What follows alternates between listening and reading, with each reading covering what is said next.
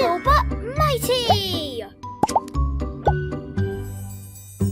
Hi everyone, my name is Miss Umi and I'm a specialist English teacher here at Little But Mighty. Nice to meet you! Now, in my previous blog post, I touched on some tips that can help you ace your O Level Listening Comprehension examination. But have you ever considered that perhaps being a better listener overall could be better not just for your examination but for your daily life too? So here's 5 fun activities for you to do in your free time to help you become a better listener. And guess what? You're probably gonna enjoy it. Let's go! Activity 1.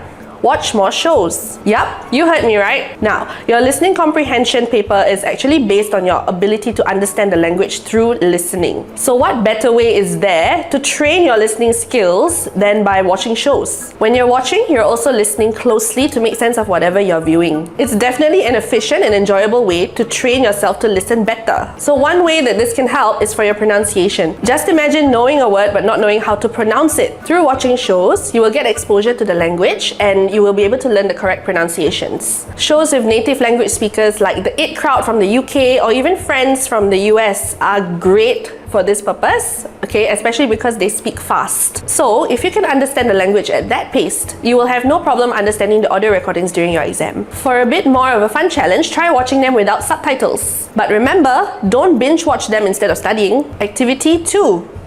Listen to podcasts. Listening to podcasts is great, especially if the topics being discussed are of great interest to you. They make you become a more active listener. Unlike movies, shows, or even YouTube videos, listening to podcasts require total focus on the audio. This not only helps you get a better grasp of the language through listening, it can also help to develop your concentration and make you less susceptible to environmental distractions. Podcasts are an effective learning tool because the hosts are usually speaking in a more natural and conversational way. This is in comparison to movies and TV shows, which are often scripted. Don't know where to start? Pause and take a look at some of these suggestions. Activity 3. Practice taking notes while listening. Want to give yourself a little bit more of a challenge while doing those 2 activities? Try jotting down the main points while you're watching your shows or listening to your podcasts. Remember to write in phrases and not full sentences, or to use bullet points because the focus here is to get the main details. This activity will help you to see whether you can understand whatever is being said correctly. In turn, this can help you to pick out the main points in your examination quickly and correctly. It would also be a good idea for you to jot down any unfamiliar vocabulary so that you can look them up in the dictionary later. In this way, you are boosting your vocabulary too. Activity 4.